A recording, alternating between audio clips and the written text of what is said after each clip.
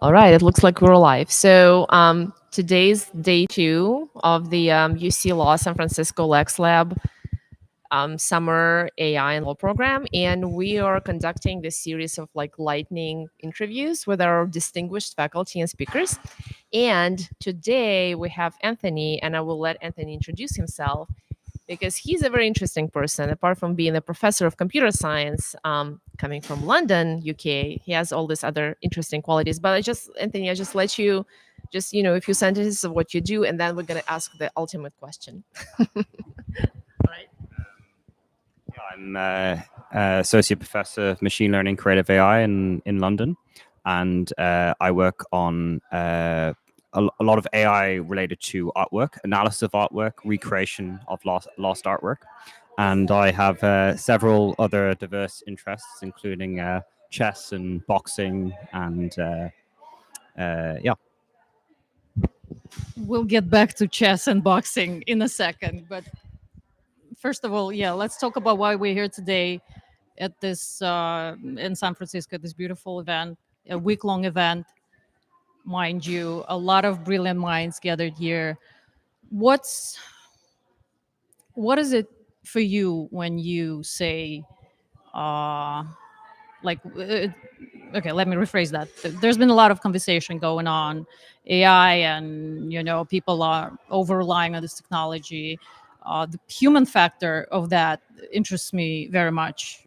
You were talking, your presentation was on the workings of AI, how everything works, the deep learning, neural networks, and everything under the sun. But what's it personally it is to you when you say AI technology? What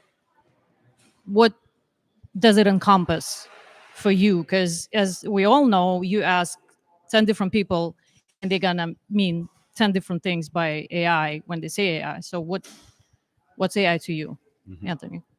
So I think what it is to me is an ideal of using it as a tool and not something that sort of is too anthropomorphic. So I think the real danger of AI is being too consumed by the power of it. And so in a lot of my work, I focus on using AI as a tool to to broaden the beachhead of human creativity, but then also as a tool to analyze and understand our own humanity better. So I would say, to me, it's something that enhances our ability to analyze and our ability to create. And I think all the dangers surrounding AI is thinking of it as something more and allowing it to be something more. Wanted to ask a question because I have more questions. So you briefly mentioned a part of your work is working with AI tools when it comes to authentication, art authentication specifically. Mm-hmm. Could you just briefly expand on that, because that's a subject kind of near and dear to my heart, because I am the part of a nonprofit, Brooklyn nonprofit Center for Art Law. We work with artists and we provide resources and for artistic community in New York and around the globe.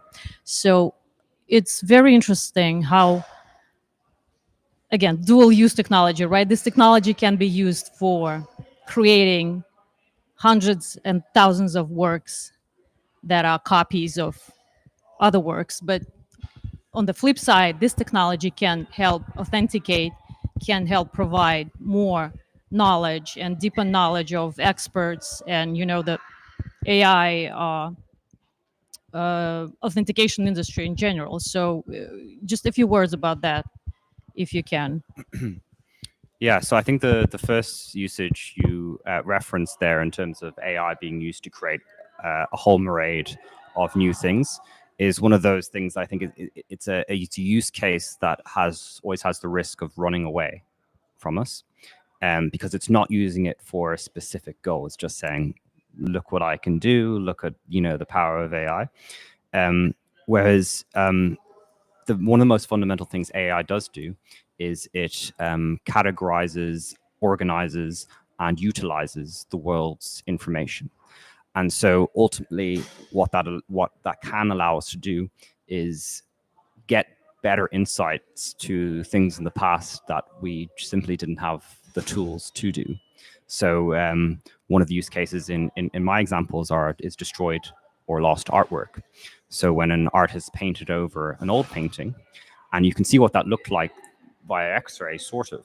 But given that we now have algorithms that can learn like the style and the way sort of a lot of famous artists painted, we can get a better insight to what that looked like before and understand history in a way that we never had the opportunity to. And I think this is a very positive use of AI, and I think it's one that also makes AI more human than, or more for human good than any of the sort of other flashy applications. Yeah, like let's find a cure to cancer and all of the grandiose stuff. You had a question as well.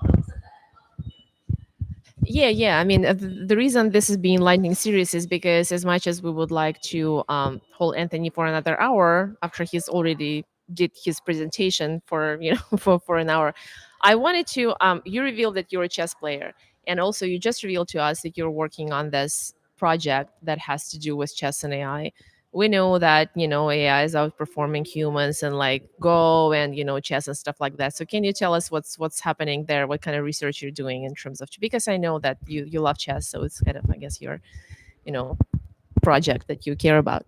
Yeah, a lesser known but very fun part of AI development is chess's history in it. And so people who have grown up playing a lot of competitive chess know about this. So, for instance, one a famous landmark was Gary Kasparov versus Deep Blue, 1997. This is the first time symbolic AI got better than human experts. Another important landmark is in 2016, where AlphaZero was able to beat the strongest symbolic chess AI. And so we've for a long time kind of implicitly used chess as a way of benchmarking intelligence. And this is something that I know DeepMind are very interested in, as Demis Hassabis himself is a competitive chess player. And it sort of underpins their whole like principle of why they use games to evaluate intelligence. And I think especially now with what LLMs can do, because they have very advanced reasoning capabilities, but aren't necessarily explained to play chess very sensibly. If you play a game of chess against ChatGPT, for instance, it plays well for about 10 or 15 moves, and then it just starts making illegal moves. And so this is, behavior that we definitely don't want for all the other use cases we're using ChatGPT. So I, along with a couple of colleagues, want to build a benchmark for assessing the reasoning capabilities of LLMs using chess. And do you think this is, I mean, this is going to be sort of like one of the avenues of actually improving the models, kind of, I don't know, enhancing them or maybe solving some of the issues that we're kind of up against right now from like technical, like, architecture perspective? Because as you said, like playing these games is sort of like for so many centuries being considered as like one of the like ultimate tests of human intelligence. Or you're a chess player, you must be smart, you know how to learn all the moves, like the algorithms, but at the same time there's less indefinite possibility of different combinations that exist in the chess world. So I'm just wondering, I guess chess would be like the ultimate like benchmark for improving models. I'm Mhm. just theorizing here. As a Yeah. chess player, I like to think that, or I think it's one of the essential domains that you need to use to benchmark. And as a chess player, I can certainly say chess players very much use chess as a way of examining how their thought process develops and even identifying biases that they have in their own thought processes. And so it makes a lot of sense to use it at least as one of many benchmarks to understand the general reasoning capabilities of these very general artificial intelligence models. Yeah, I mean, Gen AI tools already passing, US bar exams, right, for legal professionals. So I guess it's not it's not that hard after all. No, I mean, I'm thinking that because that domain of, I guess, human knowledge is pretty structured, and I think that's where the generative AI tools it was expected for them to be performing pretty well. But chess is not as, I guess, linear or maybe simple. It's just like multidimensional and yeah. Yeah, I think the issue is because it requires very non-linear reasoning, so it can't just refer to a large database once you get into a large into a group of moves.